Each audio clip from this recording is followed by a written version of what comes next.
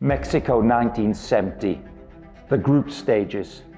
Reigning world champions England play the best team in the world, Brazil.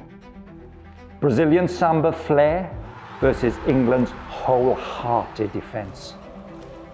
The scene is one of the World Cup's most memorable moments. Pelé in his fourth World Cup, man marked tightly, all game until. That's dangerous. Gardino. Already left Cooper standing. Pelé! What a save! God thanks! Take that out of the net! What an amazing moment. They call it the greatest save in World Cup history. And you know what happens, don't you, in sport and life? When something remarkable happens, we talk about it forever. But on the other hand, 52 years isn't forever.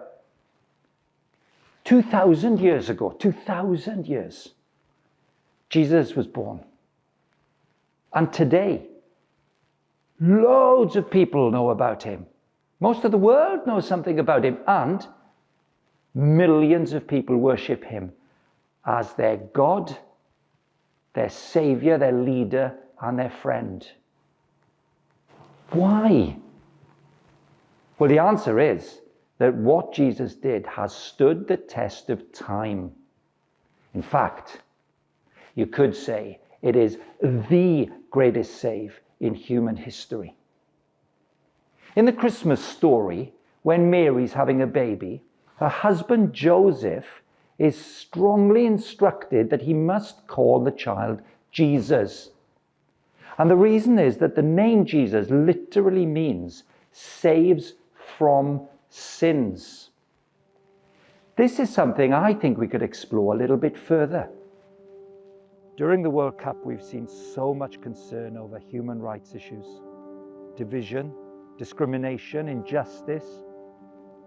But we know such brokenness extends way beyond this World Cup. The problems of division, discrimination, and injustice constantly confront us all.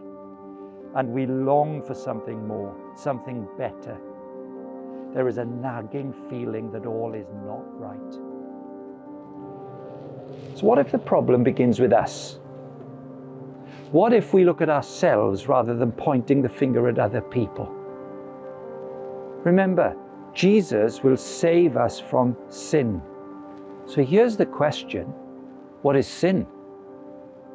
Think of it like this: small s, small n, massive I in the middle. I'm center stage. God is not, and no one else is. The big I. Here's the problem now. This is a rebellion against God. This behavior is a rejection of our Creator.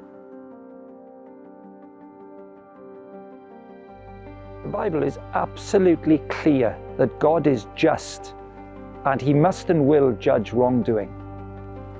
When you think about it, of course, that's a relief, because we can't bear it when people do things that everybody knows is wrong and they get away with it.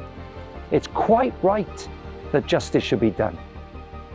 And the Bible is very clear that God will make sure that justice is done when everybody's life is over. It'll all be done fair and square, which sounds great until it dawns on us that that means He must judge us. Now that's a problem. How do we get out of that? Well, this is where our story is amazing. Jesus saves from sins. Jesus saves from the big I who is unjust and wrong. The amazing thing about the Christian story is that God sent His own Son into the world out of unbelievable love for us as creatures and rebel creatures.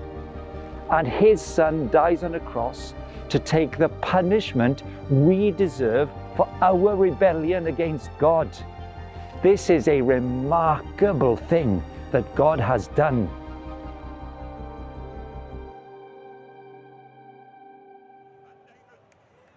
50 years ago, Gordon Banks made the greatest save the World Cup has ever seen. 2,000 years ago, Jesus made the greatest save in history. He was born, he lived a perfect life. He was executed on a cross outside of Jerusalem. He smashed the grave and he returned to heaven. And he promised that one day he will return. And on that day when he returns, for those who have refused to accept his offer of salvation, who have rejected his willingness to take the punishment on their behalf, they will be banished from his presence. On the other hand, for those who acknowledge that he is their Saviour, that they needed his help, that he died on their behalf, that he took the punishment they deserve, they will live with him forever.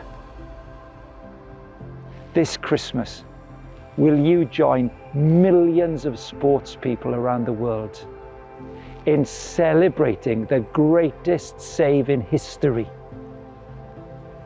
That Jesus Christ is your God, Saviour, leader, and friend.